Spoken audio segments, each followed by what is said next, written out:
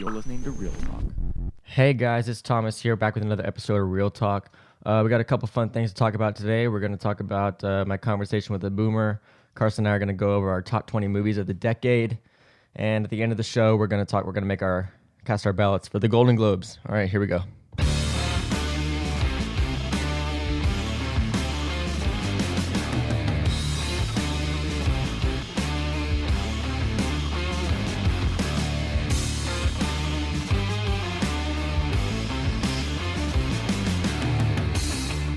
And we are back with episode 2. I'm Thomas Milder. And it's your boy, Carson S. Davis. It's your boy. I've done some editing over the weekend. Got some little buttons programmed for us this show, so it's going to be a good one. We are more organized this episode. We got a little bit of feedback. We did go off on a lot of tangents. That we did. But here we are. We're back. We're organized. We got a kind of a outline, so it's going to be a lot better, a lot more put together. We got our ducks in a row. So, Carson, we both made a list. That we did. Of our top 20 movies of the decade. Now let me clarify. 2010 to 2020. Now let me clarify. This is not what we think are the best movies of 2010. It's our personal favorite movies. Most enjoyable. There's a big difference. Yeah, there is a big difference. A lot of people like to state their opinions as fact. These are just what we enjoyed. All right, guys? So watch them if you want to. Watch them if you don't want to. No, I think, Thomas, you ranked yours, right? Yeah, mine are in order. Mine are in alphabetical order because I couldn't put one better than the other. Yeah, maybe we'll hard. try to get you to pick a top 5. Yeah, I can do that. All right. So you want to start or you want me to start? I'll start. All right. My top 20 movies of the decade, not ranked, all in alphabetical order. A Most Wanted Man, great movie. Never saw that one. It was Philip Seymour Hoffman's last movie. It was a posthumous release, but it was a great movie. Who else was in that? He did a couple of those, right? A posthumous release? Yeah, he had Hunger Games. Wasn't Hunger Games? Yeah. They actually had to CGI him in on like the last one. Then I have Argo, great movie. I did see that one. That was really good. Beautiful Boy with Steve Carell, Timothy Chalamet. Yeah. That one was great. Really good. As you can It's tell, nice I'm a to big see drama. Steve. Yeah, it's nice to see Steve Carell and more of these comedy actors kind of go into doing more drama. Yeah, because Steve Carell did that Welcome to Marwen. Yeah, and he he's doing did. a morning show He did. right now. What's the one about boxing? Fox. Foxtrot? No. Oh shoot, what was it called? I don't remember. I don't remember, yeah. Continue. Fences. Gotta have that in there. Fences, Denzel, yeah. Viola. It wouldn't be a Carson top 20 list, but didn't have at least 3 Denzel movies on it. I think this has at least 3. Yeah. Right. Oh yeah, Back to Back Flight with Denzel. Yeah. Great movie. Dang, that was the last 10 years? Yeah. Dang, when did that come out? I think 12, I believe. Okay. Maybe 14 or 13. Yeah.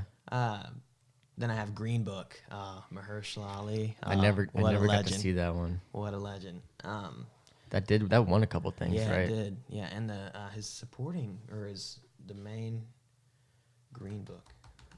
What was the main guy's name? Oh, 'Cause he won. Was that supporting actor? Yeah, Viggo Mortensen. Yeah, that was great. He did a great job. Sebastian Maniscalco's in it too. All right.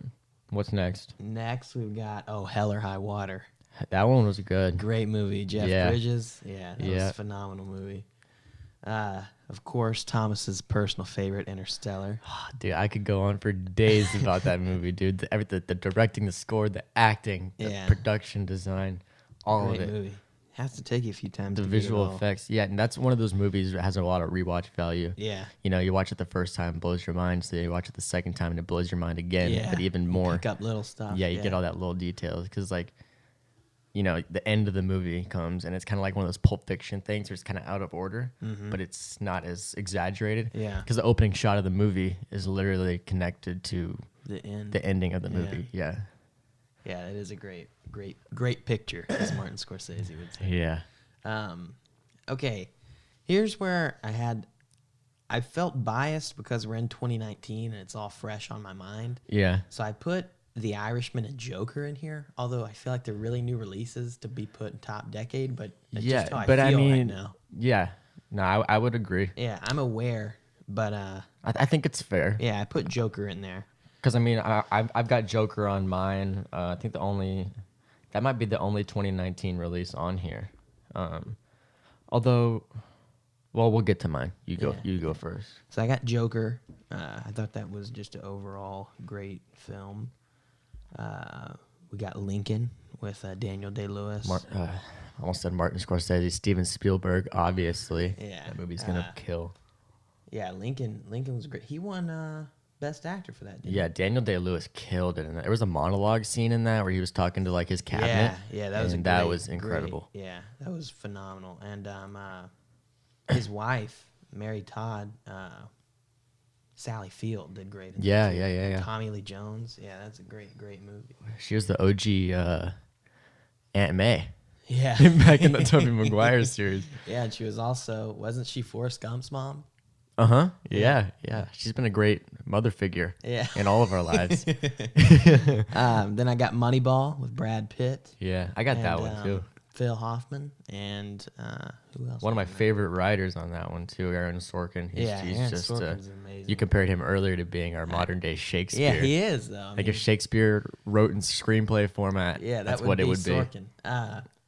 And who's the supporting in Moneyball? Jonah Hill. Jonah Hill. Yeah, Jonah Hill. he's great. Yeah. Yeah, Sorkin's great. That was kind of his break into drama too. Yeah. Because he did that and then later did Wolf of Wall Street, which he was great in that, I think. Wasn't he supported or nominated for supporting actor for that? I think so. I think he might Possibly, have been. yeah. Sorkin's great. I watched this interview. It's kind of a little tangent, but I watched this interview with Jeff Daniels because he just wrote To Kill a Mockingbird, a play on Broadway. Yeah. And he said it's hard to turn your mind off at night because you have Sorkin going through your head. You can't just like go home and go to sleep. Oh, like, really? You just have like Sorkin words going in your head throughout the. Oh yeah, Very that's interesting. crazy. Yeah, and I had to put. Okay, this movie is so underrated. Roman J. Israel Esquire. Yeah, I never saw that one. Denzel. But there was a. Now it's a drama, and that's what I love Denzel in. The action stuff's cool, but the drama's where he shines. Mm-hmm. But Roman J. Israel Esquire, phenomenal picture. Really about like doing what's right and making the right choices. But I really loved that movie.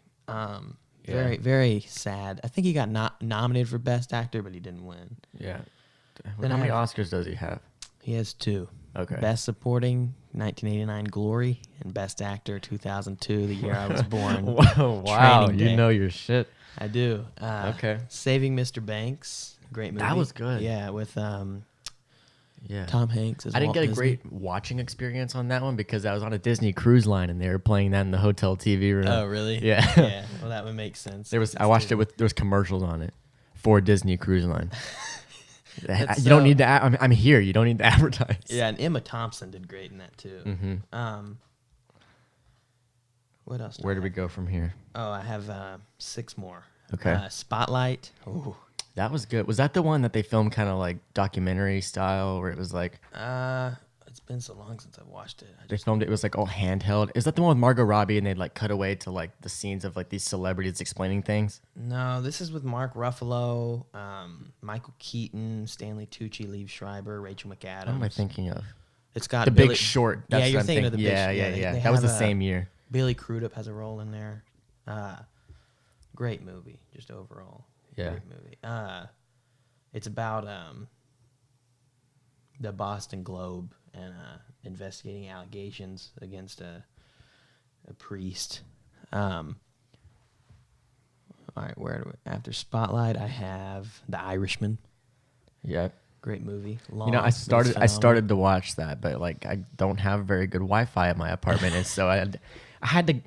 Well, you don't want to ruin that. I don't want to ruin the experience because it's not every day you get a new Scorsese film. And it's Almost not said every day. picture. You're influencing me. Picture, yeah.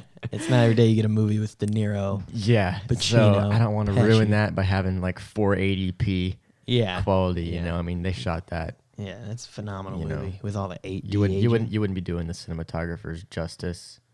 Cinematographers. There's only one. Yeah. You got I got The Master with Joaquin. Yeah. Phil. Our guy Joaquin. Yeah. And is it Amy Adams in there too? I got a couple Joaquin movies on mine. Oh, you have? Yeah, I know. Yeah. Then I have The Post with Meryl and Tom Hanks. Dude, that one was good. Another Spielberg movie. Yeah. Yeah. Phenomenal movie. I love that.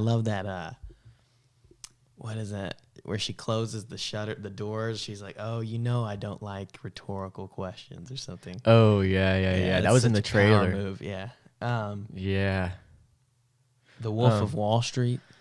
That's another movie That I could is go so on for good. days about. Scorsese. So many people miss out on that because they're like kind of scared away from the kind of the raunchiness of it. It is very, very raunchy. It's not a movie you watch with your mom. No. I remember like even my dad went to the movies to go see it because he was like, he's obviously like, oh, it's a Scorsese film, Leonardo DiCaprio. This looks good. Went to the movies. He left in the first 5 minutes. No kidding. Yeah, because the first 5 minutes of that movie is pretty. When he's snorting true. coke off a hooker's ass. But Yeah, that is. It's a good movie though. Yeah. It doesn't have like the most F words. I think I watched it. It was like an F word count. I think it was around 500. Jeez. Wow. Yeah. Wow. But I mean, And then last for my top 20 of the decade, but not least, this is not ranked again. 3 billboards outside Ebbing, Missouri, with the ever talented Frances McDormand. I've and never Woody even Harrelson. heard of that. Shit, Frances McDormand though. I think it's a Coen Brothers film. I think that was last year. She is batshit crazy. No, she's not. She's She's a legend. insane, dude. Did you see her Oscar speech, dude? Yeah, it was. I thought it was cool. I love Frances McDormand. We're gonna watch that in a minute. She is a inspiration to me. I read that so she's married to one of the Coen brothers. Oh, really? Yeah. So her and Denzel are doing a modern day Macbeth Shakespeare movie directed by the Coen brothers. Oh, wow. How amazing is that going to be? That's gonna be. She's a interesting. legend. She was in Fargo too. Yeah. That's right. Yeah. Back in the day. Was that it? Yeah. I love Frances McDormand. Anyway, continue. Yeah.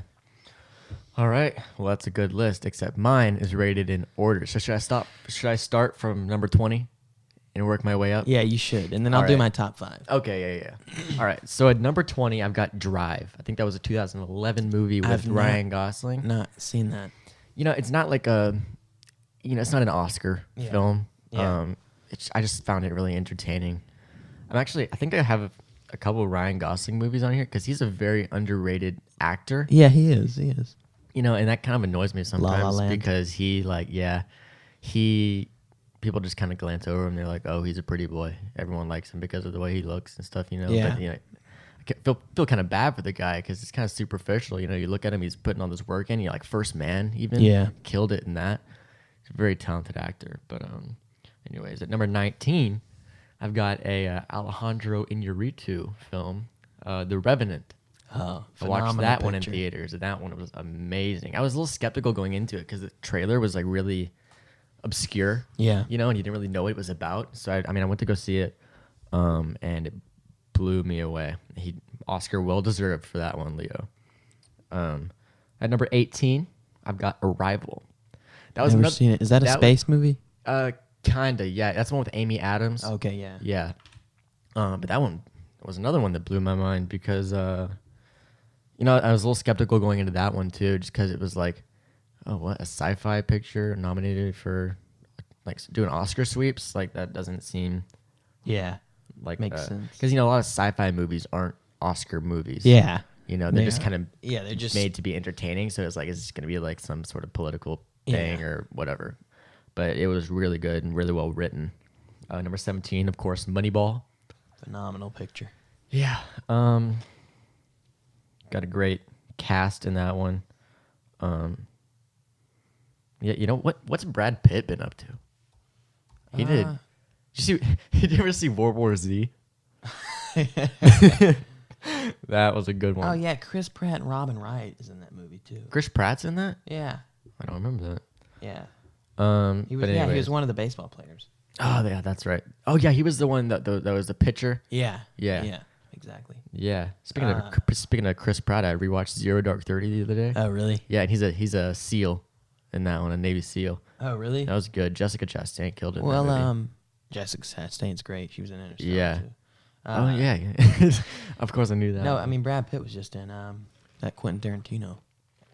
Oh yeah, Once Upon a Time in Hollywood. Yeah, That was another good one, but that I didn't never make, watched it. that didn't make my top 10. I haven't gotten or to top watch it. 20. Yeah. After Moneyball, this is another underrated one, and it's another Ryan Gosling one actually. It's Ryan Gosling, Russell Crowe, and The Nice Guys. Never seen it. It is so entertaining. You know, it's not like a crafted movie or anything super artsy, right? It's just like it's a fun movie about these two private investigators who cross paths when they're kind of working on the same case, and they're trying to find this like missing porn star, and so obviously that leads to a bunch of funny moments, and it's a period film based in the 70s, I think, and it's just the production design of it super detailed. You know, like there's a scene where they're driving down the street and you've got like a Jaws 3 billboard in the background. Yeah, you know, that's and cool. It's like, yeah, but that one was really good, really underrated. Number 15, my first Joaquin Phoenix movie, Her. Yes. Her Let's was go. incredible. Yeah, that is a good one. Yeah. Is that decade? Yeah. That had to be early in the decade, huh? Let me look it up. Let's see, Her. That movie came out. Oh, I just got the American singer-songwriter, HER. Oh, 2013. Okay. Yeah. Okay. Yeah, but that's got who else is in that? That was a weird one. Yeah, Scarlett Johansson. Yeah, and Amy Adams is in that too. Yeah. Yeah, Scarlett Johansson was the Rooney Mara. voice. Oh yeah. Yeah, that's right. she was the AI. That's right. That's right. Yeah, but that's a great movie, and the cinematography in that one was beautiful. That's a Yeah. Spike Jonze movie. Yeah. And he does. Spike Jonze, underrated. He directed an Apple commercial for the HomePod a while back, Oh really? and it was incredible. Yeah. But anyways, moving on. Her, that was definitely an Oh, entertaining he did movie. Being John Malkovich too. And then at number 14, I think one of the only animated films of my list is Coco.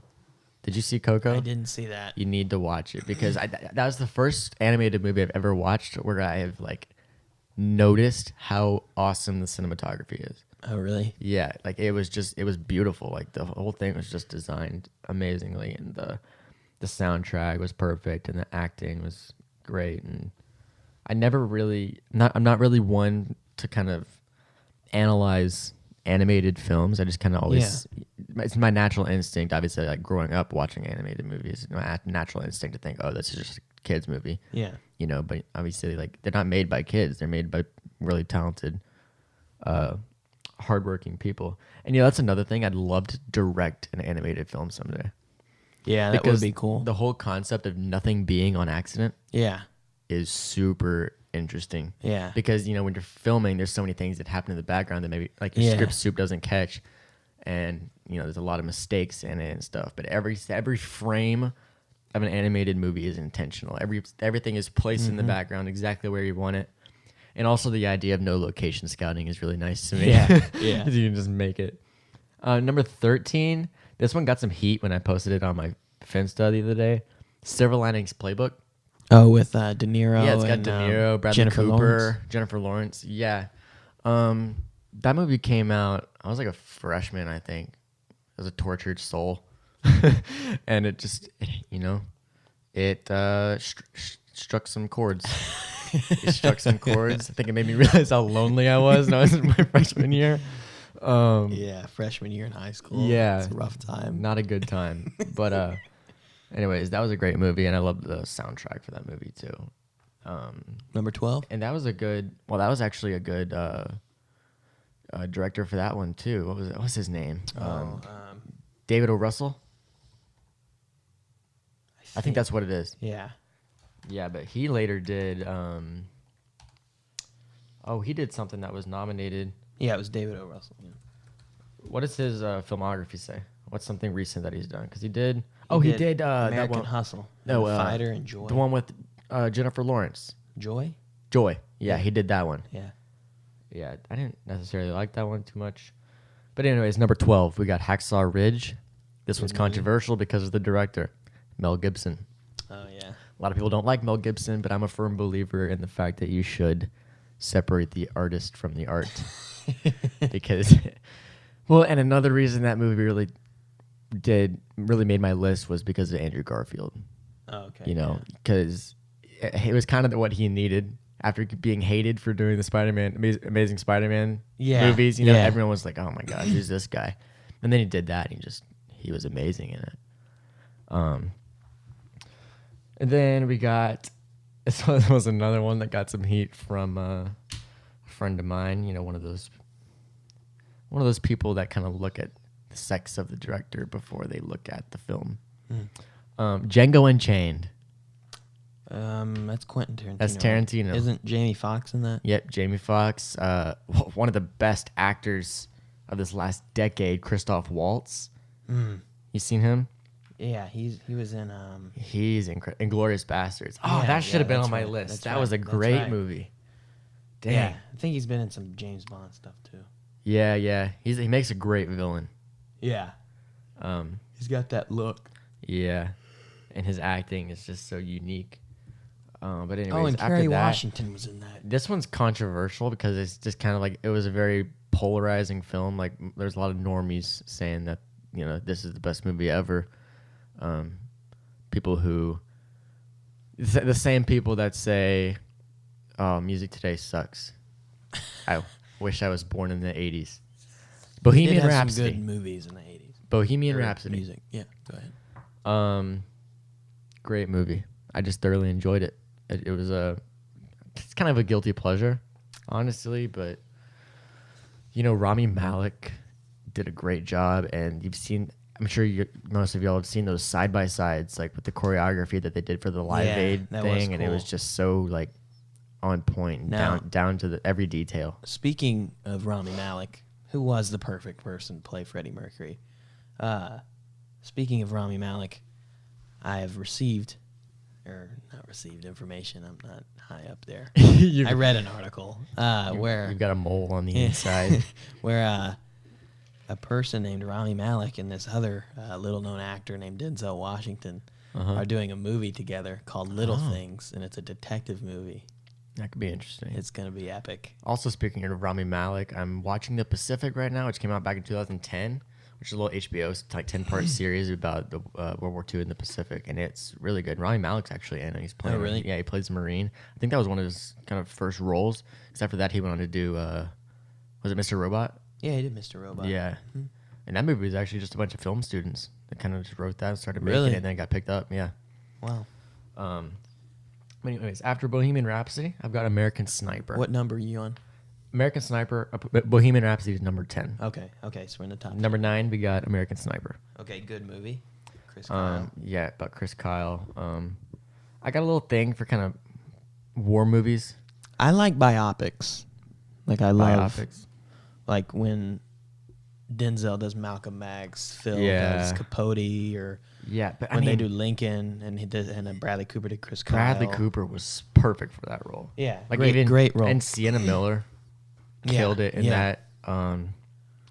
But like, I mean, the stuff that like these actors will put themselves through, like he literally was doing BUDS, which is Navy SEAL training. He was really. I mean, obviously he wasn't doing the whole thing, but he was just trying to. He's an actor, not a Navy SEAL. Yeah. But he's that dedicated. We're gonna do the hardest training on Earth. Yeah. And then obviously Clint Eastwood is a phenomenal director. Yeah. Bradley Cooper did. He did that movie with Lady Gaga, Star is Born. Yeah, that was good. Yeah, I read that he, because he had to sing in that, he took like 2 years of singing lessons. Yeah, and I heard also that. for like 10 minutes each day or something like that, he sat in front of this sand blaster that shot little sand particles at his face, and it made his skin look tougher so he could have that weathered country look. Holy shit. Yeah, how amazing is that? You know they use sand blasters to strip the paint off cars? Well, I don't think it was that hardcore, but it just like gave him that weathered look. Yeah, Jesus Christ, man. Yeah, destroying your face for a role. Yeah, probably took a lot lot of lotion. Must have had a bad makeup department. Bradley Cooper is very good director. I mean, even he's doing fucking the raccoon in the Guardians movies. Yeah, you forget about that because he sounds nothing like him. But anyways, that was number 9. Number 8 is a movie that I was so excited for when I saw the trailer because Hollywood doesn't do it like this anymore. They don't make original things. Yeah, we have a lot of sequels out. A lot of sequels, a lot of remakes. Yeah. But number 8 is Into the Spider-Verse. That's another. I think that is the best animated movie. So you have 2 animated on your list. Yeah, yeah. But that one, I was so excited to go see. And okay, so when you want to support a movie, you got to see it opening weekend because that's what it's judged on. Yeah, the box office sales are judged on opening weekend. I unfortunately did not make it into opening weekend to see this. But Jesus Christ, man, that movie was so. Did you see it? No. Like you need to. I don't. Okay, I spend most of my time watching dramas. Yeah, well, this one was just so unique in the way that they did it. I had to support it. Like if they had to go, it won some Oscars. If they had it, yeah, I think won best animated film. Yeah, well deserved too. I think it's the best animated film in the last 20 years. And there's been a lot. Shrek has been out in the last 20 years, I think. Right? Yeah. Isn't that what 2001 or something? Yeah. 2003? It won the first best animated. Yeah, feature. beat Shrek. Yeah, and I know Carson is a big Shrek fan. I enjoy. Hey, you know what we should post on the Real Talk Instagram? What? That picture of you when you're like 8 with your Shrek Crocs on and stuff. The Shrek Crocs, or when I'm dressed as Shrek? Yeah. So when did you go as Shrek for Halloween? I was probably 4. I'll probably do it again this upcoming Halloween. There is a lot of like visual resemblance between you two. Thank you. Yeah. People mostly compare me to Donkey or Fiona. Okay, yeah. So we both look like ogres. Thank you, Thomas. Get out of my fucking swamp. Anyways, yeah. Number 8, you got to support it. I'm saying, like, if Into the Spider-Verse, if that movie had a GoFundMe, I would give them $1,000 because I need Hollywood to stop making all these bullshit money-grabbing remakes and do something original. How are we gonna get the next era of classic movies? Because right now, what do we consider classics? You know, you're gonna think about Indiana Jones, Star Wars. Yeah, those are classic. Those are like those The are Godfather. classic pieces of movie. Yeah, those are considered classics now. But in 20 years, what are we gonna consider classics? You don't think the Joker will be considered a classic? The Vacation remake, such a classic. Well, I mean, you're not giving them all the credit. I mean, they're churning out some bangers. There's right some now. good ones, but like, oh, dude, the live action Lion King. Yeah, that was so good. That's not gonna be like a classic. No, like just make some new stuff so we have this next generation of originals. And Disney, I would say, is probably the biggest. No respect against Disney. I love their Disney's movies, doing some great stuff, but I mean, they're the biggest culprits here. Yeah, because and it's funny because Walt Disney has this quote saying like, I will never do a sequel or a remake. Yep.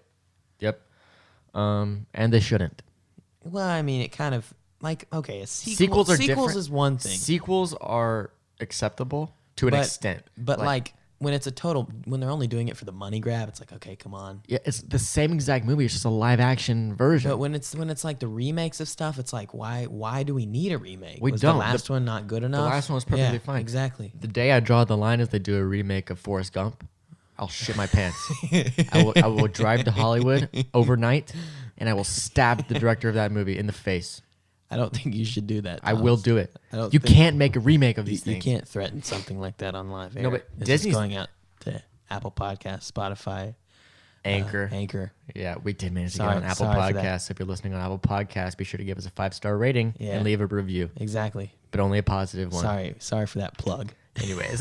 back to the show. No, but Disney's one of the biggest, like Disney commits the most crimes. But it's also, they have little kids. Because that's their main audience. They're trying to push it so they have a new audience, but why can't we just show them the old ones? Well, I mean, it's part of this the cinematic experience, like going to the movies, getting your popcorn. Yeah, but I can't tell you. And being excited. First movie I ever saw in theaters was Monsters Inc.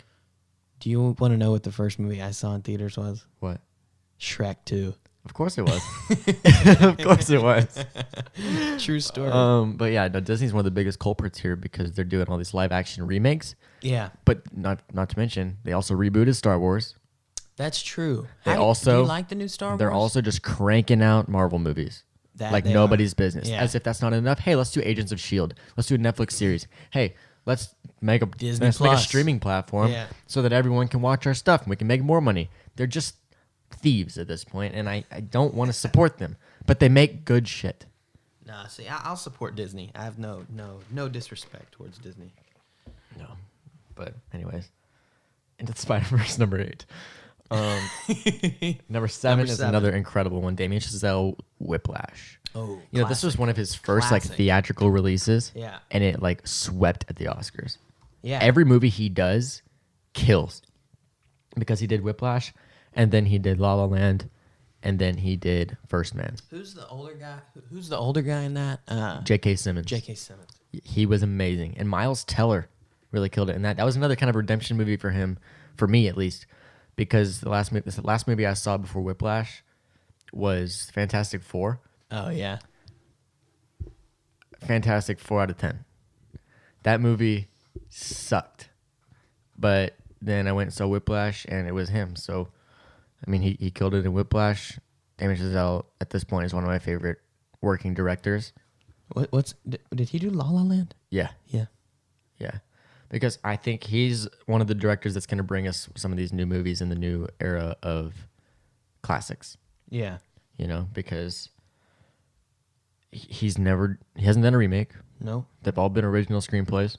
Does he write them or no? I think he does. I think so.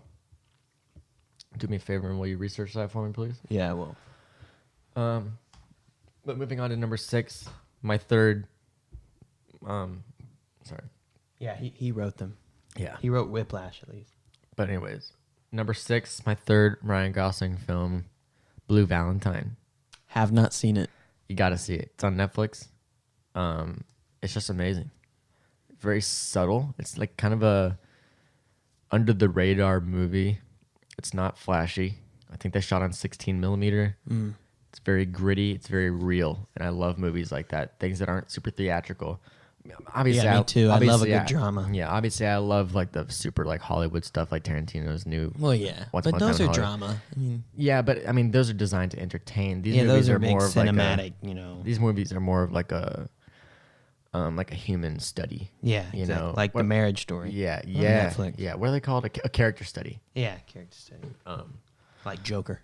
Yeah, Joker. We're getting there. We're getting Notice that it's not on my list yet. Yeah, it's up there though. I know it's up there. But yeah, Blue Valentine is very real. Actually, is what motivated me to pick up a ukulele and learn a little bit of it. I remember that period of Thomas. Yeah.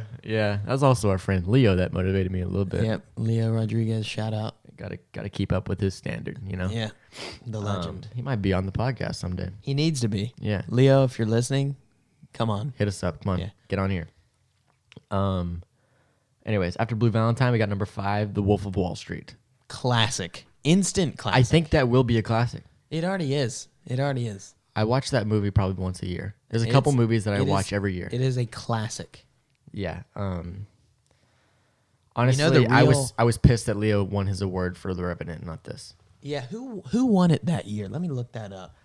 That was the same year as Interstellar and The Theory of Everything, I think. Because wasn't that I think Eddie Redmayne won 2014? it. Yeah. Eddie Redmayne, and that was well deserved. Yeah, he did deserve that. Oh man, he killed it in that role. That's a great picture. Oh my god, with the picture. Well, Scorsese directed it, so I can say that. You can only say that if Scorsese directed it. Yeah. Yeah. Yeah, Leo's done a lot with Scorsese. He did Gangs of New York. That's The right. Aviator. That's right. The Aviator was and amazing. The Departed with Jack Nicholson. That one was amazing. And What the hell is- Jack Nicholson is one of those guys that they always cut away to at the Oscars, and he doesn't even have a movie. He's just there all the time. He's such just a like- legend. Yeah, He's such a boss. And same with Meryl Streep. She doesn't have a movie every year, but Yeah, no, she mostly does. She's normally not. She has like But she- 20-something nominations. and you at know the what? Oscars. That kind of annoys me. I know you're kind of a Meryl Streep I fan. love Meryl Streep. But everyone idols her. Because she's just okay. Let's just talk about this for a second. Meryl Streep. I don't know how she does it, but her acting is just so human. Yeah, I can Like see that. every little thing she does, it doesn't seem not- like it's purposeful to make you think that. It just seems like she's actually. that character. Yeah, like someone said.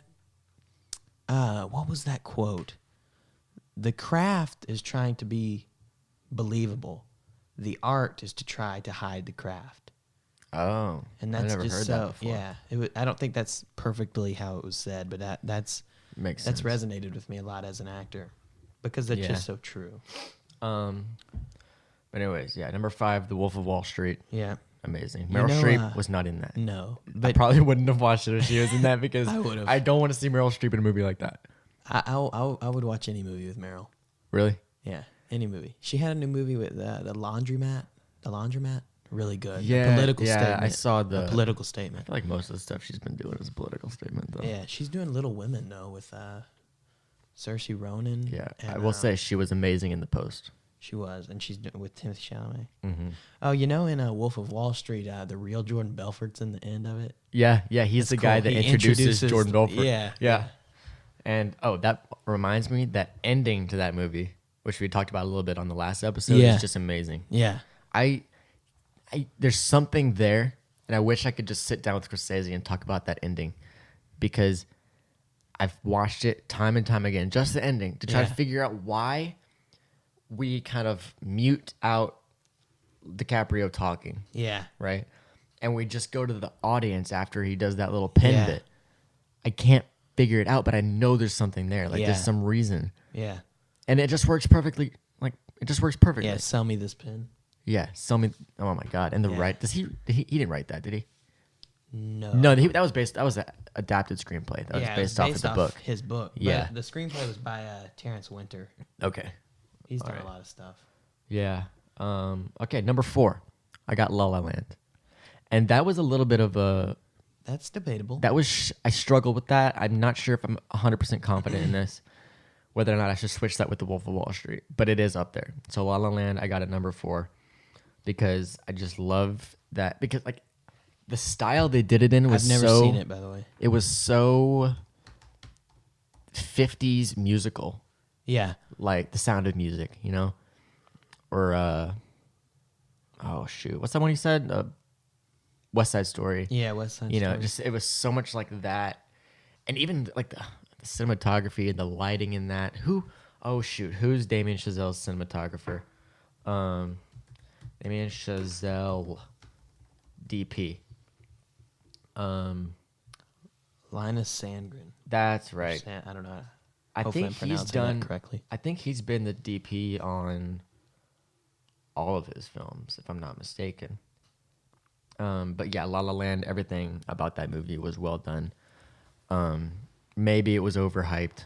I don't know. I know a lot of people, especially in the film community, don't like it. I'm not entirely sure why. But I just found it to be a very entertaining movie. Very well acted, very well directed. And I think that the biggest part of that was the cinematography, I think, was what made that movie amazing. Yeah.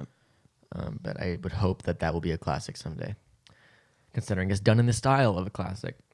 But like the first 5 minutes of that movie, I didn't know what time period we were in, because it opens with, like it says, presented in CinemaScope, which is like obvious at this point because like that's just widescreen format. Yeah. It says presented in CinemaScope, and then you kind of go down and there's some old cars in there.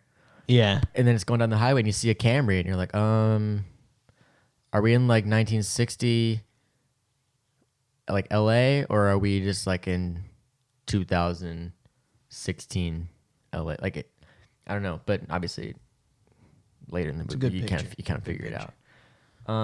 Moving on.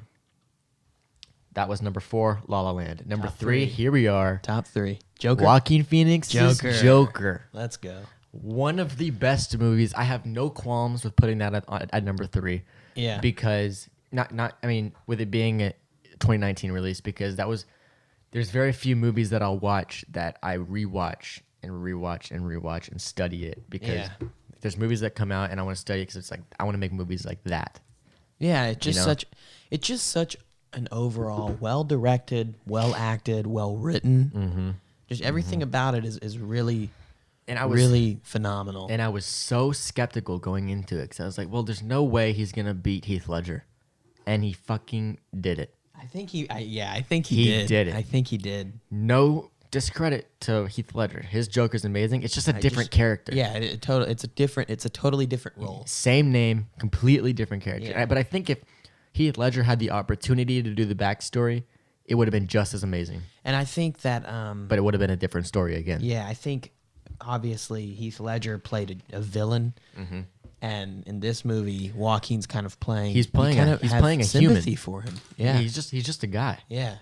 He's just a guy that's had a horrible life. He's been beaten down to the point like that we see a lot on the news today. You know, it's kind of the same story. It's a very familiar topic. Any movie that makes you think is the movie I like to see. What I always notice is the movies that make you think, or the movies that really have an impact on people. When the credits start rolling, no one gets up. Yeah. No one gets up to leave immediately. Yeah. You know, they all sit there. Right. They all sit there for at least 30 seconds probably. Yeah. And they're just thinking about it. Kind of collect yourself. Mr. Rogers was like that. Great movie. Great movie. No one moved. Obviously, there's a couple like old people that kind of get up and just leave because they're old. They got time to think anymore. They got to get home. I loved that movie. You know, it's take 30 seconds and think of everyone who's gotten you here. That was weird. I loved it. But Mr. Rogers actually did that. That was the thing he did with people.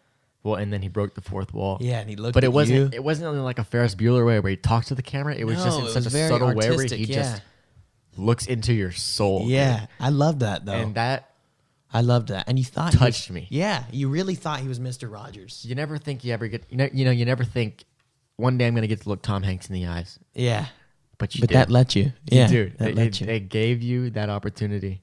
I saw he shaved his beard off on Twitter. Yeah, I saw you retweeted that. But anyways, yeah, Joker, number 3. Yeah. Incredible. You know what? I'm going to say it. Incredible picture. Phenomenal picture. Phenomenal picture. Why can I not say that? You know, that needs to be a button. Yeah. I shouldn't get you saying phenomenal picture. Yeah. Boom. Hit it. It needs to be a button. I'm going to write that down. Yeah, write that down. It's a good idea. Number 2, obviously, Interstellar. Great Matthew McConaughey. Jessica Chastain. I can't tell you how many times I've seen that movie. Yeah, you love that movie. I know that. I've seen it so many times, and it gets better every time I watch it. Matthew McConaughey killed. Of course, who else is in that? Matthew McConaughey, Jessica Chastain. The older guy. Yeah, he was. He's been in a couple of comedies. What's his name? Michael Caine. Duh. Yeah, Michael Caine. But I thought you were talking about the other guy. John Lithgow. John Lithgow. That's what it is. That's what I was thinking about. Phenomenal actor. Phenomenal. Yeah, and Matt Damon too. Matt Damon. Ben Affleck was in it. No, wait, he was. Yeah, he played the grown-up version of Jessica Chastain's. Ben Affleck was in Murph. Yeah, Murph's brother. That's right. Yeah, remember? You know, Matt Damon and Ben Affleck are great friends. Yeah, they grew up together. Yeah, I watched this. This is kind of a tangent. They were both in it. Yeah, but I watched this. My dad recommended it to me. It's this interview with Matt Damon on Netflix, off camera with Sam Jones, and Matt Damon and Ben Affleck grew up in the same high school together. Oh yeah. And when they were like 12 and 14, they would take the train into New York, and they'd audition. And they shared a bank account where all of their traveling expenses for acting went in, or they took it out of the bank account, and all their earnings for acting went into the bank account. Wow. And they grew up together. It took them 5 years to write Good Will Hunting that landed them both on the map. And they wrote that role for Robin Williams, not for him, but they wrote a role for like a big A-lister so they could get backing. Because without him, that movie probably wouldn't have gotten produced. Yeah. Pretty interesting. But they grew up together. Yeah. I love hearing the stories of how movies got picked up. Ben Affleck wasn't in Interstellar. His brother, Casey Affleck. Brother. Casey Affleck. That's what I mean. Because Casey Affleck was the one that did the one about the water. Yeah. It starts with an M. Starts with an M. Oh shoot, Manchester by the Sea. Yeah. But anyways, Interstellar is probably going to be one of my remain in my top 5 for the rest of my life. I think. Yeah, that is a good movie. And then Matt Damon a hard did The movie Martian. To beat. He did The Martian. The Martian was really good. Really good too. Yeah, that should have made my list. But and Anne Hathaway's in that. Anne Hathaway. Yeah. That was a great cast. Jesus Christ. And a young Timothy Chalamet. Well, he's still young. Was he really? Yeah, he was in that. He played Tom.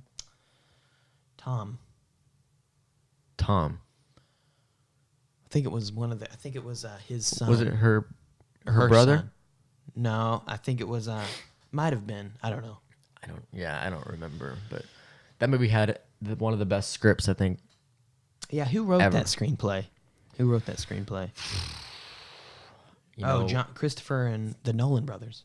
Okay. Yeah. Christopher Nolan and Jonathan. And Nolan. you know what? That movie, I think, has one of the best scores of just the last 20 years.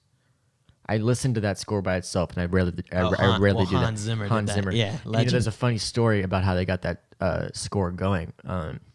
Christopher Nolan came in. He didn't tell Hans Zimmer what the movie was. He didn't even give him a script. He said he kind of adapted a page of the script, right, and made it a little short story about the relationship between a father and a son, right? And so Hans Zimmer, he was like, so I just started writing a piece that kind of reflected how I feel about, my children. Yeah. And then I think that main title was formed with kind of the organ and stuff. And then Christopher Nolan was like, this is exactly what we needed. That's beautiful. This isn't a picture about a father and a son. But it is a picture. It is no hesitation calling that movie a picture. All right. But he said, this is a picture about a father and her daughter. And his daughter. And his daughter. Yeah. But anyways, I thought that was interesting. Kind of I like those directing tactics that you kind of use when you choose what to tell people to kind of get what you want out of them. Harvest that. Yeah, that happens mostly with actors, but obviously the directors have to deal with the whole crew too. You got to talk to your DP. You got to talk to your set designer. You know, all of these people. Who directed Interstellar? Nolan? Christopher Nolan. Yeah. Did Hans Zimmer do Theory of Everything? No. That was Johann Johansson. Yeah. And he actually died recently. Really? He died maybe 2 years ago, and I was so sad because he made some of the best scores. He's like an Icelandic composer. He was great. He was amazing. Which brings me to my number one pick. He died really young, 48. Yeah, he is in his 40s. I don't remember what the cause of death was. Well, but anyways, that brings me to my number one movie of the decade. Number one, here we go. The Theory of Everything. Yeah, perfect segue. Segue. Amazing. Thank you, Carson, for that. That movie, I've told myself this every time I watch that movie, if I can ever make a movie half as good as that one, it's 10 times better than anything I thought I'd ever make. Yeah, that movie is good. I think that is the perfect movie. The script is amazing. The acting is amazing. It's directed flawlessly. It's on Netflix, right? Yeah. So go watch it. You've seen it, right? Yeah. Oh my God. And the acting in that, dude. Because for those of Felicity you who don't Jones know, does great in that. For those of you who don't know, you don't film a movie chronologically. No. So you might think that when they film this, okay, yeah, it's easy. Eddie Redmayne when they start filming, he's like a normal guy. When they end filming, he progressively gets worse. His condition gets worse. But there would be days they don't film chronologically. So there would be days where he'd be like, okay, this is early, right? And then there'd be the next day, he'd have to completely switch. Mm-hmm. He'd have to completely switch into 5 years later. Yeah. Right? Where he's in a wheelchair and all this stuff, where and the day after that, he might just be perfectly fine. Before, they might be filming a scene before he even knows he has ALS. Yeah. So another huge example. respect for him being able to do that, and huge respect for the wardrobe, the costumes and makeup department too, because it was the same thing for him. I remember I think it was the costume designer was talking about you'd have to really keep track because he wore different glasses at different times. Oh, so really? If you were filming on this day, you'd have to know that in that part of the script it was I don't remember the years. I think it was 1980s. Yeah, probably. Say it was 1985. He was 1985 he wore these kinds of glasses, so we got to make sure he's not wearing these old glasses. Mm-hmm. So the details in that movie stick out. The cinematography in that movie was amazing. Mm-hmm. There's two shots that stick out in that movie that I always think of. There's one where he's just silhouetted walking down a hall. It's his 2 feet dragging across the floor and 2 canes. Yeah. That's it. The other shot, he's on a beach. It's desaturated. They're filming it kind of like a Super 8 home movie style. And that's him sitting alone on a beach in his wheelchair looking out at the ocean while his wife plays with the person she's having an affair with. Wow. That shot is incredible. Another example of a non-chronological how they shoot. The first day of principal photography for Bohemian Rhapsody was the Live Aid's concert. Live Aid, yeah. And that was probably the hardest, most intimidating scene. Yeah, that's the entire build-up to the picture. Yeah. So imagine showing up on a set. You don't know anyone yet. You know, you probably know the director and your co-stars. Yeah. That's it. Because I And think then they you have like gotta one go in. rehearsal or something. Yeah. And then you just go in and you got to perform the most important scene of the movie. The entire build-up. having no acting experience yet for Yeah. that character. Yeah. You just got to do it. Yeah, because there's this quote by Philip Seymour Hoffman, the legend, where he says, you know, sometimes I'll beat myself up at night and not be able to go to sleep during shooting because I'll be like, I wish I could have did this or done this a little better. And he can never go back and change that. Yeah, once it's on film. And he said, once they call moving on, Yeah. going to the next shot. and he said, but it's like over. You're in not going theater, like you have tomorrow. Yeah, you know, exactly. You but can redo it. Yeah, But on film, it's such a tight schedule. Yeah. Most films are shot in about 6 months. yeah, 12-hour days. Some most of the time more. yeah, And it's rush. You know, you got Yeah. your ADs screaming at you. Move Yeah. on. You got no time, so you got to really do your homework. And I love watching movies where you see a character progress, whether it's aging or like this one with a disease. But Yeah. I think that's probably, as an actor, I mean, I've never done anything like that, but it's got to be the hardest form of act because like You're really playing multiple characters. exactly, that's what I was about to say. It's like Mahershala Ali did season 3 of True Detective, and he plays like a 20-year-old, like a 40-year-old, and like a 60-year-old. So it's like how you have to keep that same base of the character because you're always going to be that. You're always that human, person, but you develop over time and you learn things yeah, and you change as a learn and person. change. Yeah, so that's got to be. I don't know. That's very. I love Yeah. watching that stuff. I've I eat that up. I've been in the camera just enough time, been in front of the camera just enough times to have infinite respect for actors because Yeah. what they do is so hard, and a lot of times they're just played off as like acting's the easiest job on set. No, It's not. No way. It's not. There's no such thing as an easy job on set. Even down all the way down below the line to the PAs, Yeah. the production assistants, their job is incredibly difficult. Yeah. They got you running around. You're helping G&E. You know, you're helping costumes. Yeah. You're doing everything. Everything. You know, you're doing lockups. You're keeping people off set. You're doing security. You're doing every job. Yeah. Everything they ask you to do. And then you stay later most of the time for cleanup.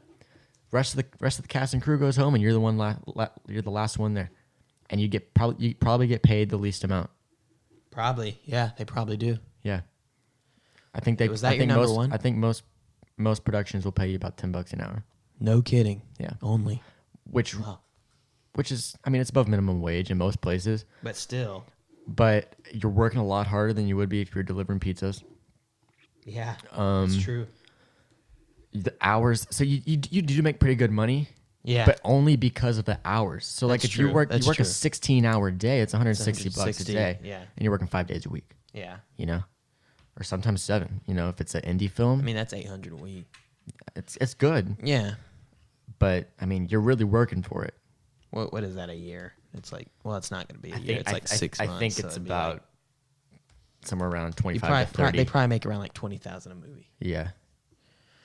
6 months of filming. Yeah, so that's 26 weeks. Yeah, so probably around 20,000. I'm not yeah. good with math. Me neither. This is a Yeah. movie podcast. Yeah. But Moving anyways, on. I've had a couple friends work as PAs, and it's hard work. Was that your number one? Yeah, The Theory of Everything is my number one. for the So past I'm gonna 10 go years. back. While you were talking, I kind of made a top 5. Okay. So this isn't in particular order either, but this is the top 5. No, I'll do order. Start at number 5. Number 5. I'm gonna have to go with Roman J. Israel Esquire for number 5. Okay. I loved it, but I think like the ending was good, but it could have been better. But it's one of my favorites of all time. It sounds it's not as it's not as popular as it should be. Yeah. But I love that movie. Denzel does great with it. He grew out his hair really long for that movie, and he has veneers, and he took them off. What's he can- veneers? It's like a lot of actors have them. Oh, they're like fake teeth? Yeah, fake Yeah, teeth. yeah. They go on top. Hollywood teeth. And but he took them off because he has a natural gap in his teeth. Apparently, he took them off for the character because it fit the character. I thought that was so cool.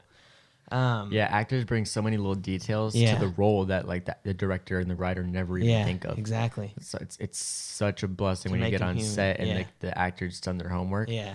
And they're just they're literally the whole character because the actor most of the time knows 100 times more about the character than the director does. Of course. The director just kind of has to know the story. Yeah. The actor drives the story. Exactly. So it's kind of the ultimate collaboration. Yeah. Then I'm gonna have to say, 4 is Beautiful Boy. Really? Love that movie. Okay. Timothy Chalamet did great in that. I think he's gonna be one of the actors that we all kind of look up to over the next 50 years. He will. He's a good actor. I also think that Lucas Hedges is phenomenal. I don't know who that is. Oh boy, he's great. He was in that Boy Erased movie. His father's Peter Hedges, who's done a lot of screenplays for Hollywood. Oh, okay. Yeah. He was in Manchester by the Sea. Yeah, he was the son, wasn't he? Yeah, and he was in Lady Bird. Mm-hmm. And the movie that with Frances McDormand, 3 Billboards outside Ebbing. So that's 4. I just thought that was perfectly done, and because it's about a child dealing with an addiction and seeing how that hurts the parents and how that hurts him. Yeah.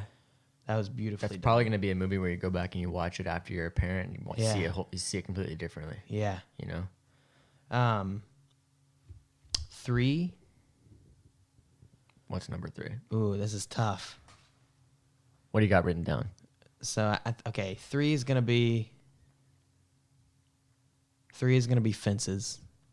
Okay, so we got Only was that because- 2 Denzel movies now? Yeah, well, I love Fences.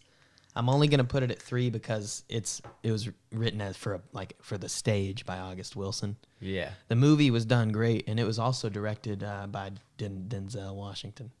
He directed that movie, but I'm gonna put that at number 3 because Viola killed that role. Yeah, Killed she that did role. really well I'm in that standing movie. in the same spot as you. Yeah, that's phenomenal. Yep. Yeah, this is a good contrast we got going on because I look at the actor side, you look at the director. Yeah, it's a nice It's a dynamic. perfect pair. Yeah, It's a nice dynamic. Then number 2, I'm gonna put The Wolf of Wall Street.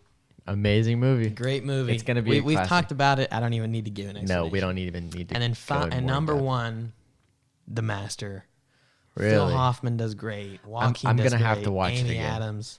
The only thing I Oh my remember from that God. movie is that amazing scene. P.T. with- Anderson directed it. Okay. Yeah, he's amazing. Yeah, he's a legend. He's one of those directors that you watch his movies. Yeah. And all his movies are character Yeah, he studies. did. Yeah, he did Magnolia. You watch a Paul Nights. Thomas Anderson movie, you don't leave your seat. Yeah. You know, Yeah. the credits roll, you don't yeah. move. Yeah. You don't move. And yeah, he's an incredible director. No, Phil Hoffman does phenomenal in that. Yeah, and they've worked together a couple times, haven't Yeah, they? they were really good friends. In fact, there's a scene in The Master. Have you gotten to the part where I think it's Joaquin and Phil wrestle in the lawn? They're brotherly. It's not like Maybe, mean. yeah. That was based off. He said Phil was in a bar, or Paul was in the bar. Paul Thomas Anderson was in a bar, and one of them walked in. They saw each other, and they just hugged each other. And it's really bearish way, and they just fell on the ground and just started kind of wrestling with each other. Yeah. because they were just having fun, and it was just kind of this brotherly thing. And the bartender got mad at them. It was you're gonna have to leave if you don't They get. thought they were having right. a bar fight. So they put that in the movie. Oh wow. Yeah. Yeah, a lot of little things happen like that. Where just Yeah. kind of little moments from your life make it into the movie, especially when you're the director. Because a Yeah. lot of times you can do that without a single person knowing. Yeah. Especially if you're writing too. 'Cause you put all these little moments in Exactly. there that no one even knows the backstory of. That you happened do. a lot in Seinfeld. Mm-hmm. Uh, Yeah, Carson's a gigantic Seinfeld fan. Yeah, yada yada yada. Yeah. That's the best. You know who Paul Thomas Anderson's married to? Who? That Maya Rudolph. Oh, no way. Yeah, Okay. she's on SNL. She's done a lot of comedy roles. Yeah, wasn't she in Ghostbusters, the new one? Yeah, I think she Yeah, was. her with Kate McKinnon. and- Yeah, a lot of the SNL ladies Yeah. were in that movie. Yeah, I didn't see that because Yeah. I didn't want to support that. Not because it's a female cast. I think you need to rethink. Not what you're because it's a saying. female cast, but because it's a remake and we didn't need a remake. I get why they did it, and I thought it was cool that they did. I don't know. Yeah. Were Don't the get me reviews wrong. Good or bad? I love the SNL cast. Yeah. I love Kate McKinnon. I love Yeah. Maya Rudolph. I love the whole thing. Yeah, Kate McKinnon was awesome as Hillary. Yeah, but I'm waiting for SNL to start getting political again. It's coming. Congratulations, you're talking to me. It's coming. J. Trump, okay. It's coming. I think those are the worst SNL months when there's an election happening. You don't like those? I don't like it. Really? Just talk about other stuff. Jesus Christ, just talk about other stuff. We get it. We know what your political views are before you make us get about it. We know. Well, it gets them a lot of like national attention. Though. Yeah, I know. And like Alec Baldwin did good. They make a lot of movies, or not. They make a lot of money off of it. Yeah. All right, It's a we big hit thing an hour? for SNL. Yeah, we're on an hour, Right, which so- means we should probably move on from our Yeah. top 20. We probably should. Now listen, All really quick, I want to tell you a story. right. Couple weeks back,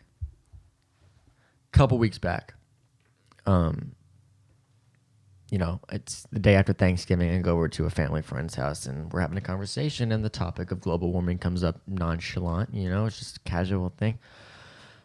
But, and I don't want to make this political.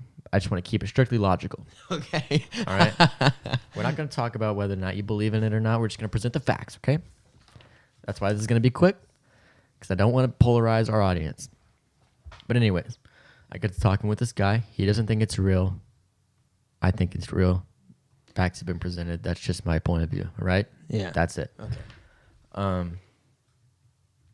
He doesn't believe. Is this some like religious moral debate or? It's just a kind of. It Kind of, did be. did Okay, go that okay. way. Okay, so he is a Bible thumper.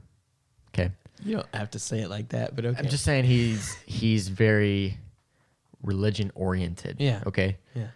So his facts are based off the Bible. Mine are more logical. Okay, I'm not going to get into that too much. You're more data oriented. Okay. Yeah, That's yeah, better. Yeah. All right. Don't have to just go into this. Facts. Yeah. But anyways, we get to talking, and he doesn't think carbon dating is a reliable way of telling how old something is, right? So 'cause he Okay. thinks that if the method of carbon dating is wrong, then everything we ever know about how old stuff is false, Yeah, it's true. which is a respectable opinion, right? I guess if you give it some thought. My problem I had was whenever he said that Earth, according to his beliefs, is anywhere from 6,000 to 7,000 years old. Carson Davis. Okay. How old do you think the Earth is? You got to think billions. It's 4.5 billion years old. Okay. According to carbon dating. And that just blew my mind. I couldn't help but laugh. You laughed in his I face? laughed, not like in his face, but like it's just like that's such an absurd thing to think. Because even global warming can happen in 6,000 years. It's happened over 300 years. Yeah, exactly.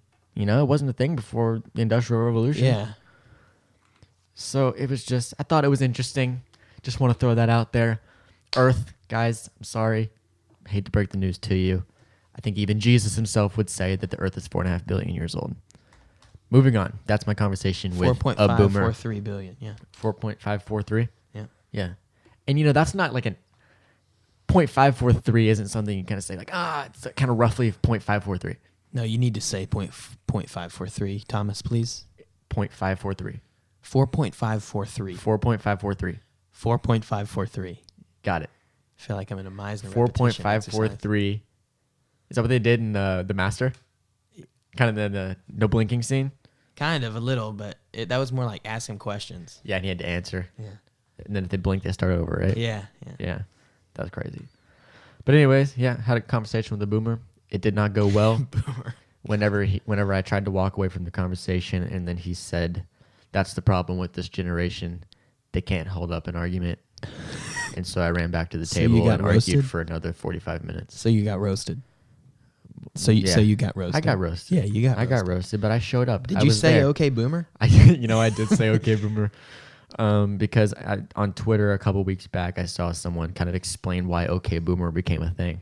And it's because millennials and kind of Gen X are tired of explaining facts to, Gen X and boomers. Yeah. Wow, that was unexpected. Gen X and boomers that we're just tired of explaining it. So we're just going to go do something about it ourselves. And it's kind of pointless just having a conversation about it. But anyways, that is my conversation with a boomer. Cut to last weekend after we recorded our first podcast. Yeah. Nerf War. Yeah, let's talk about this, ladies and gentlemen. Thomas and I have come up with this. I like to compare it to a Google environment. Yeah. You know, we want to stimulate the creative process. Yeah, exactly. You want to keep your employees happy. Yeah. But we're the only two people working here. There's two of us. Thomas created a calendar for this, just like we need to be here at this time, this day. We got a Nerf War at noon, so we got to wrap this up within the next hour. It's 11:09 right now. 51 minutes. We got shit to do, Carson Davis. Yeah, so we've kind of started doing a Nerf War. Yeah, the other weekend I was having a little craving. So when I was like, obviously, like any sixth grade boy had Nerf Wars in my childhood. Yeah, right. Yeah, we all had Nerf Wars. It's a classic, you know. And I'm not saying it's just a boy thing. Girls can have Nerf Wars too. Of course, my little sister has a pink Nerf gun. They make pink Nerf guns. Yeah, they're called Nerf Rebels. Shout out to Nerf. You should sponsor us because I just gave you a free plug. That would be the most amazing sponsorship in the world, dude. Forget Jared Quip. Yeah. And freaking NordVPN, dude. Yeah. Forget that. Yeah. Nerf, please sponsor Real Talk. I swear to God. I just want some Nerf guns, man. I want infinite darts. You should get like custom Nerf. Oh my Real God. Talk. That'd be pretty baller. Real Talk is brought to you by Nerf. No, but we are thinking about, like, when we have guests on the show, I think it's gonna be a ritual. We gotta involve them in a Nerf War, pre or post Real Talk. Probably pre to get them warmed up. Pre, yeah. I also. Well, I forgot what I was going to say. So all right, that's cool. So I thought it would be nice maybe for the next episode or two, maybe later down the line, because we need to establish an audience, to do some write-ins, like maybe other people's movie thoughts, and we kind of like... Yeah, so we do have an email. So if you guys want to write in your thoughts, you can email your questions, comments, concerns, as Georgia Mayo would say, to real.tel.podcast@gmail.com. And that will be in the bio. Yes, that will be in the notes for this episode on Spotify, Apple Music, and our YouTube page. Be sure to go over there and describe our YouTube. Yes. Subscribe to our YouTube page. Subscribe, yes. We'll be posting exclusive content over there. A couple, maybe some skits eventually. We'll see. And follow our Instagram. Follow our Instagram. Follow our Twitter. Real, REELTOK_podcast. Yeah, we don't put the A in our handles. No. Yeah, that's... What is this, amateur hour? No. This is Real Talk. Yeah, this is Real Talk. This is Real Talk. You're listening to Real Talk. Nice. All right. So yeah. Now, for the next little segment of Real Talk, Season 1, Episode 2, Thomas, Milder, and I are going to make our guesses for the 2020 Golden Globes live. Golden Globes are airing on Sunday, January 5th. 2020 on 2020. NBC. There you go, NBC. There's your plug. There's your plug, NBC. Hey, NBC, sponsor us. Yeah, give us a studio in Manhattan. Yeah. Oh, Jesus Christ, that'd be amazing. Couldn't afford it. Started from the bottom, now we here. Yeah, episode 2. Here we go. Yeah. Moving to Manhattan. Yeah. All right. So we have printed out some ballots. Now, keep in mind, these are kind of just, a lot of these will be guesses. Yeah. We haven't seen everything, believe it or not. And we're also, I'm going to be making my picks on who I think will win, not who I want to win. These are, we can say who we want to win, say who we think is going to win. All right? I agree. So we're going to start off with picture. That's my bad. Picture drama. This microphone just fell. We got a pretty crappy. Yeah, you can just edit that out. Right? All right. So our studio is in his bedroom. Best drama picture. All right, let's start. So movie or film. We've got The Irishman, Marriage Story, 1917, Joker, The Two Popes. I'll tell you who I want to win right now. I know you want to win. Joker. Now here's the thing, Thomas. I can't give you a opinion on The Two Popes because it releases Friday. I can't see it. So no one has seen it yet. I don't know. 1917. It does have Anthony Hopkins in it. 1917. I don't know. Me neither. I did see Marriage Story. I've seen scenes from. Here's my thoughts. So, The Irishman, Marriage Story, and The Two Popes are all Netflix. They're all Netflix films, which is pretty incredible to see on the Golden Globes ballot. That really is. I think the Golden Globes will not want to. I think the Sorry, we're fixing our mic stands here. Sorry. I think the Golden Globes is too pretentious to swallow their pride and give the award to a Netflix film. I disagree.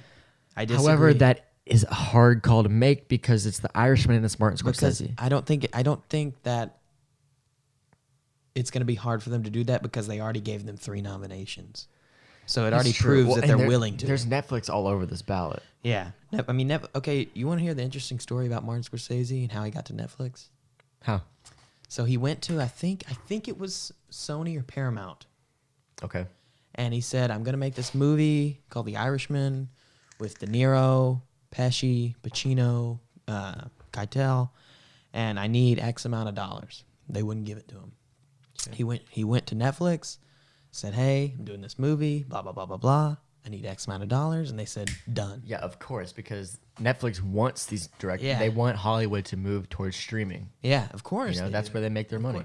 I don't mind the streaming. I just it does kind of take away from like going to the movies. Yeah. But it's also cheaper. Did they do a theatrical release of The Irishman? Yes, they Okay. did. But limited cities. I know New York had it for about 2 weeks before it came out. Okay. Probably LA too. Yeah, I'd imagine. So what are you going to say? Irishman, Marriage Story, who do I 1917, think is going to Joker, win? Two Popes. I think The Irishman. The Irishman. That's Best picture for drama. That's my guess. I'm going to guess The Irishman, even though I want it to go to Joker. I'm gonna shoot a Hail Mary. You're going to go Joker? I want The Irishman to win, but I think The Two Popes is going to win. Really? Now, I've never seen it. I just think that's... But it's got Anthony Hopkins. So are And it's got- you going off that? I'm going off I mean, that. he does have a pretty significant filmography. I'm going to go... Hannibal Lecter. Yeah, he did do that. Yeah. It's got Anthony Hopkins and it's got Jonathan Pryce. Okay. And it's like, I think it's... is it John Paul? I don't know, but we No, got to it's- move on. yeah, There's a okay, lot of yeah. a lot of categories. Yeah, we do. All right, I'm going to go... Actually, no, I'm not going with The Two Popes. I'm going with The Irishman just because I've seen it, and I don't think it's Yeah. right to not do that. So I'm going with Irishman. Yeah. All right. Next Best, up, we got Best picture, musical or comedy. Dolomite Is My Name with Eddie Murphy on Netflix. You know, I haven't seen. Me neither. No, I've seen Once Upon a Time in Hollywood. That's a comedy? It's kind of a Dark humor kind of thing. satirical Oh, okay. comedy. Yeah. Jojo Rabbit. I've heard good things, but I haven't seen it. This is really a shot in the dark for me. Knives Out. Once Upon a Time in Hollywood. And Rocket Man. You know what? If Tarantino wins this category, people are going to be pissed. That is true. They would. I'm going with Rocket Man. So I don't think they're going to give it to him. I'm going with Rocket Man because we're in this era of musical biopics. I think I would have to agree with you. I didn't see it though because I kind of assumed it was just Freddie Mercury got one, so the whatever that music label is. Yeah. It's like, well, we want to profit off of this Yeah. too. So I figured Elton I heard it John was good would though. kind of want to. That I heard it was I forgot good. his last name starts with an Yeah. E. Taron. All right, best director. I think it's going to go to Parasite because, as you said earlier, this is an international That's true.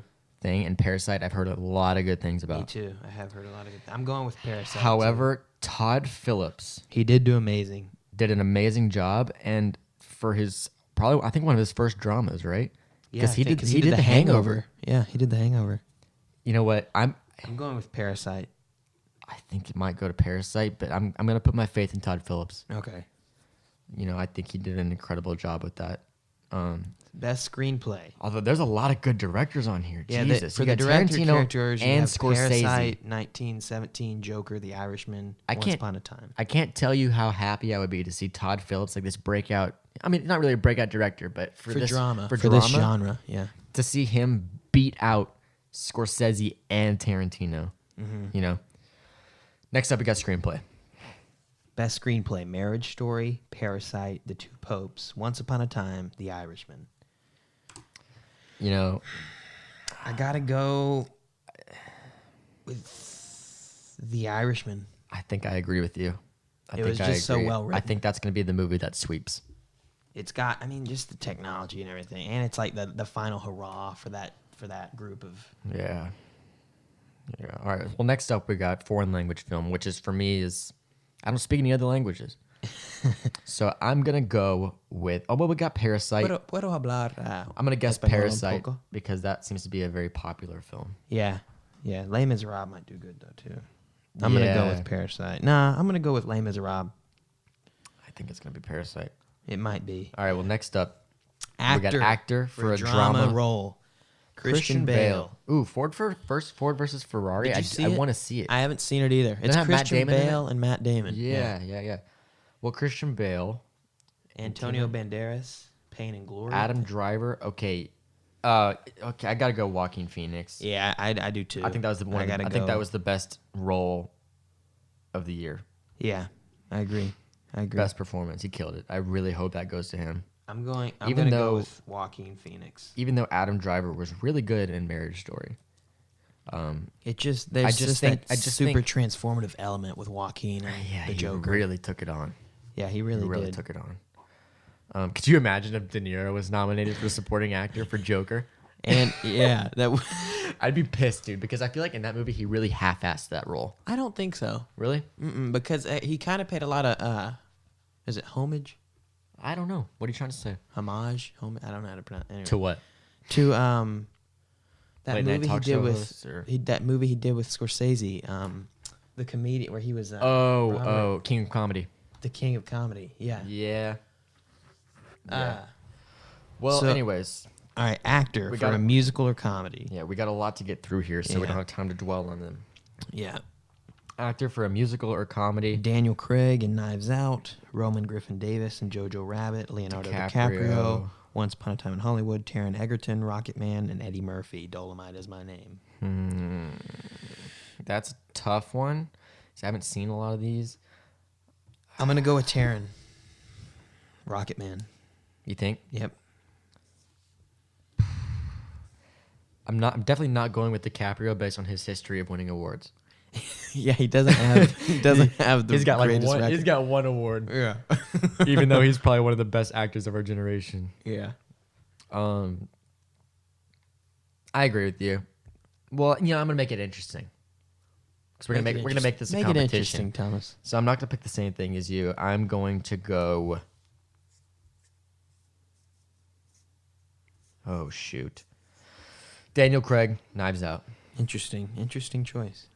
Actress Actress drama. in a drama. We got I already know my choice. I already know.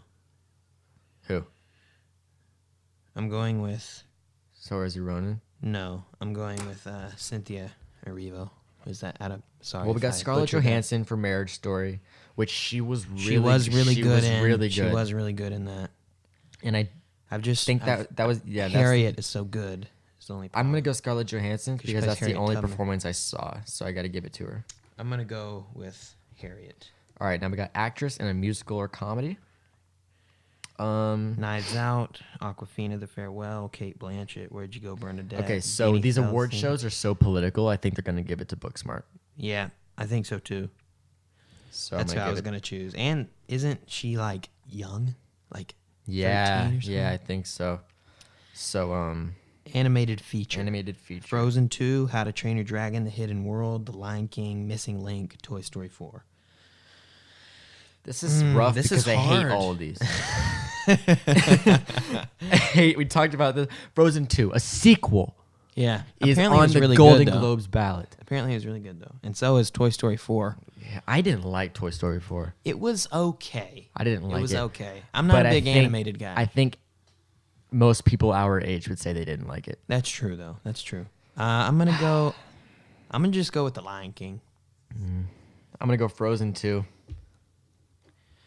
Actor supporting. Oh God, this is great. Okay, let me give This you is the a rundown great of this. category. Everyone is a banger. Tom Hanks, A Beautiful Day in the Neighborhood as Mr. Rogers. Anthony Hopkins, The Two Popes. Al Pacino, The Irishman. Joe Pesci, The Irishman. Brad Pitt, Once Upon a Time. This is one of the in best Hollywood. lineups I've seen in a long time. This is hard This is because- difficult, but Right off the bat, why is Tom Hanks a supporting role? because he wasn't the main guy. I guess the main guy was the Was the Matthew Reese. yeah. Yeah. I I gotta go think Tom Hanks. I have right to. off the bat. I have to I'm do either it. going to Tom Hanks or Joe Pesci. I gotta do it. I gotta. Give I'm it giving to it Tom to Hanks. Joe Pesci. Yeah? Yeah. That's going to He be an just did interesting so one. good. I can't wait to see who gets that. Yeah, I'm circling that. That might be my But favorite category. I think one of us is right. Yeah, I do too. I would be shocked if it wasn't one of those two. I don't think it's Brad Pitt. No. Not at all. I don't think it's Al Pacino either. I don't know enough about the two popes to know if it's Anthony Hopkins or Yeah, 'cause not. it's not out. Yeah. Actress supporting. Oh, another great one. Kathy Bates. Wow, Richard Jewell. That looks good too. Annette Bening. The Report. Laura Dern. Laura Marriage Dern. Story. Jennifer Lopez. Hustlers. Margot Robbie. Bombshell. I haven't seen Bombshell. I didn't even know that was a thing. I'm going with Jennifer Lopez. Oh, you think so? Mm-hmm. I do. J-Lo. This is hard. I'm going to go Laura Dern. Wow. Yeah, People like Laura Dern. Yeah, she's good. She was in this really good movie. Jurassic Park? No, this is like with Woody Harrelson. It was called Wilson. It had I've like heard of this that. terrible box office, but it was so funny, and I have not seen it since. All right. Music original score. I'm already giving it to Joker, no doubt. Yeah. That was one of the first things I noticed when I watched Joker. Yeah. I was like, this score is amazing. Yeah. And I think I said that to myself. I was like, best score. Let's go. Now, the next category is music original song. This I have. I've got no no experience, clue. no basis to give you this. So I'm But totally I'm going just off the movies here. Well, we got Taylor Swift. I'm gonna love me again. Yeah, by Elton John. Andrew Lloyd Webber, the great Andrew Lloyd Webber. Oh man, Spirit Stand Up. I'm gonna go the Elton John one just because it's what I know. I'm gonna go with Andrew Lloyd Webber. Okay. All right, now we're gonna get into the TV portion. We just finished the film. I probably know less about this one. I probably know just as much. All right, we'll see. Well, TV series drama. Big Little Lies, The Crown, Killing Eve, The Morning Show. and Succession. That's Apple TV Plus. Yeah. You know, it's really cool to actually see these streaming services on here. Yeah, okay. Little background on The Morning Show. I read this thing the other day. Game of Thrones was HBO's best or most their most popular show for a while. Yeah. They gave Game of Thrones for their final season, I think, $95 million.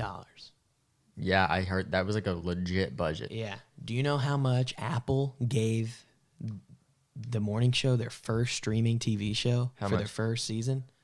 How much? $300 million. For one season? 10 episodes.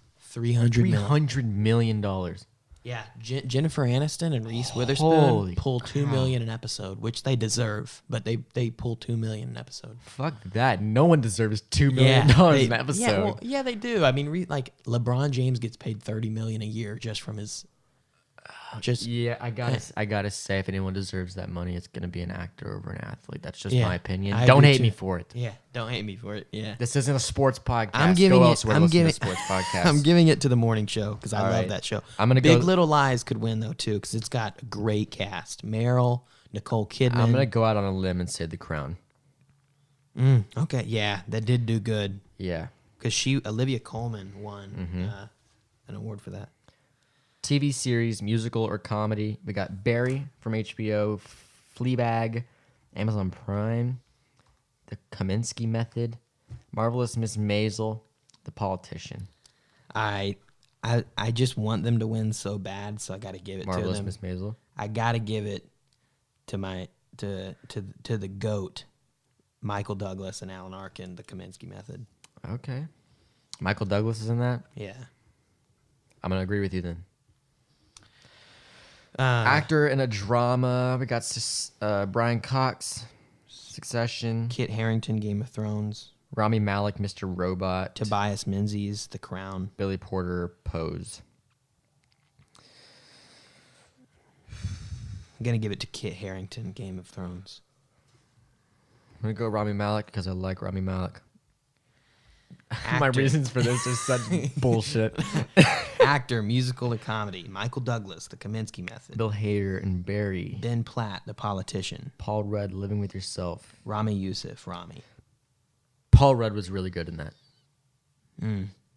I'm gonna give it to him because he's an underdog. I'm either going to give it to Rami Youssef or Michael Douglas. All right. I can't. I'm giving it to Rami Youssef. All right, actress in a drama.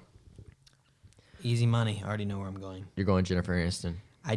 Jennifer Aniston, like she's famous. She's a celebrity, but this is her role of a lifetime. I have to agree with you just because of how much you've been hyping it up. She is so good in this. All right, well, then we're going to move on to actress, musical, or comedy. Oh, Reese Witherspoon is nominated for the same show in that comedy. All right, yeah, I'm going with Jennifer Aniston. Yeah, all right, actress, musical, or comedy. This is hard because I don't watch that much TV. I need to. Christina Applegate, Dead to Me. She's just a good actress in general. Yeah. Rachel Brosnahan. The Marvelous Miss Maisel. Kirsten Dunst on Becoming a God in Central Florida. Natasha Lyonne, Russian Doll. Phoebe Waller-Bridge, Fleabag. I'm giving it to Phoebe Waller-Bridge. Fleabag. Natasha Lyonne. Would you look at that, Thomas? Notification has just appeared on my phone for I have a Nerf War scheduled from 12 to 2. Yeah, you know what? We're getting there. It's in 30 minutes. All right, but moving on. We got to get this done. All right, actor, We limited series, got a new TV segment. movie. We got a new segment to introduce after this. It's going to be a weekly thing. All right, so actor, limited series / TV movie. Christopher Abbott, Catch-22. What does I say? Sacha Baron Cohen? Sasha Baron Cohen. He did. Sacha. You don't know who Sasha Baron Cohen is? He Jesus. did Borat. Oh. Yeah, he's a legend. I'm going to give it... Russell Crowe. Jared Harris, Chernobyl. Sam Rockwell. Fosse Verdon. I'm going to give it to Sam Rockwell. Yeah? Yep. Yeah, I'm going to go... Dead Air. Wow, that's a lot. That was bad. Yeah. I'm thinking, guys, Russell Crowe it is, just because I need to pick something and move on. Actress in a limited series / TV movie. We got Caitlin Dever, unbelievable. Joey King, The Act. Helen Mirren, Catherine the Great. I'm putting that right now because Hollywood loves Helen Mirren. She is a legend. She has a master class. Dude, I paid $200 so I could get them all. Yeah, I do too. It's expired it's great. now, but doesn't Martin Scorsese have one? Martin Scorsese has one, which was amazing. Yeah, all right. Felt like your grandpa teaching you about films. I did watch Aaron Sorkin's Merritt Weber, Unbelievable, Michelle Williams, Fosse Verdon. I'm going with Michelle Williams, Fossil. All right, moving on to actor, supporting actor. Alan Arkin, The Kaminsky Method. Kieran Culkin. That's Macaulay Culkin's brother. Oh, yeah. Well, we got Andrew Scott in Fleabag. Stellan Skarsgård, Chernobyl. Henry Winkler. The Fonz for Barry. I'm going with the Fonz. Henry Winkler. The Fonz. I'm going to go Alan Arkin. Good choice. Actress supporting. Patricia Arquette, The Act. Hollywood loves her, too. Yeah. Helena Bonham Carter. The Crown. Toni Collette. Unbelievable. Meryl Streep. Oh, fuck. Hollywood loves her, Big too, Little dude. Lies. I got to put Meryl Streep because I got to. she wins every time she's nominated. Limited series or TV movie. We got Catch-22 from Hulu. Chernobyl, HBO.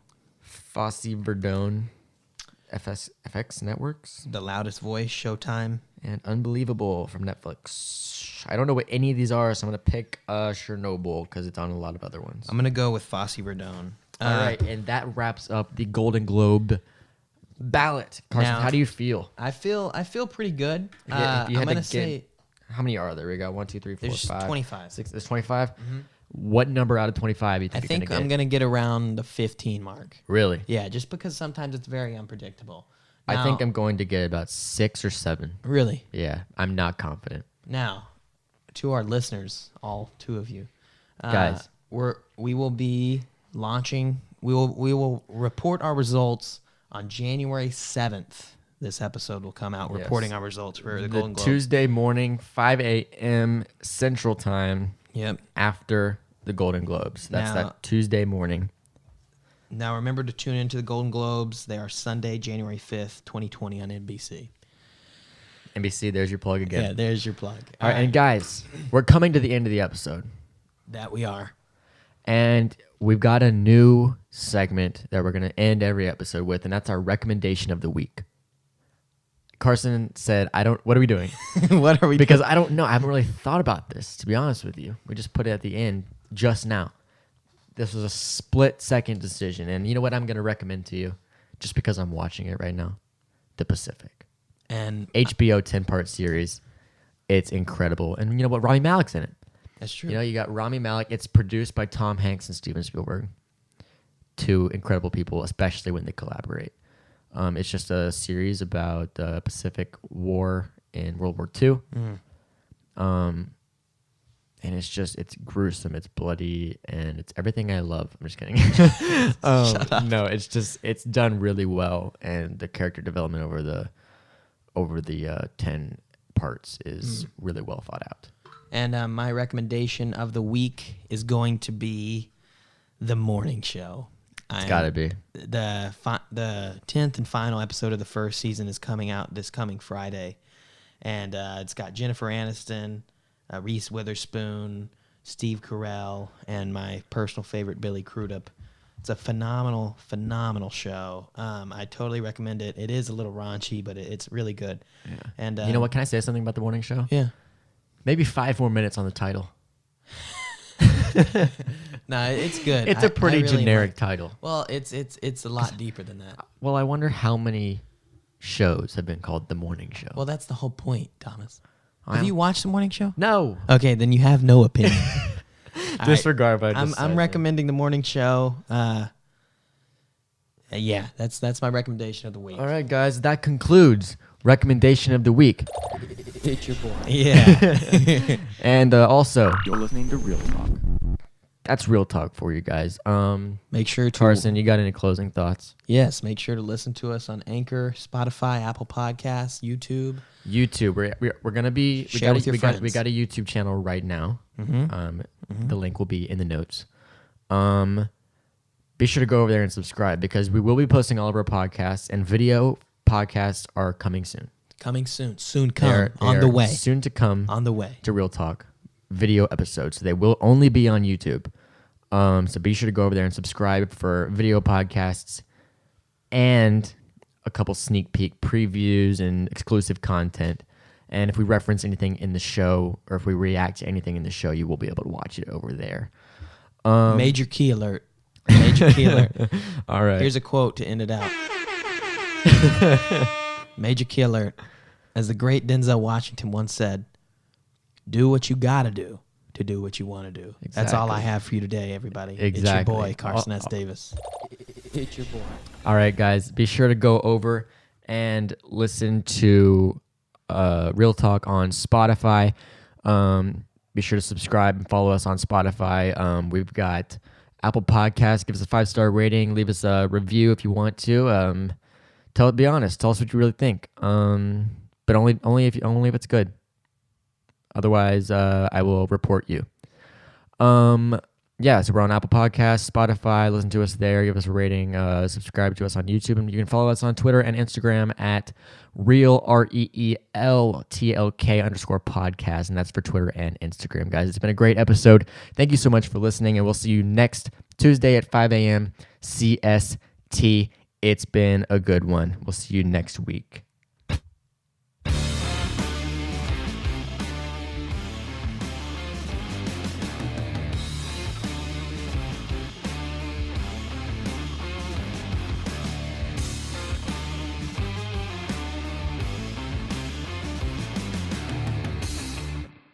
You're listening to Real Talk.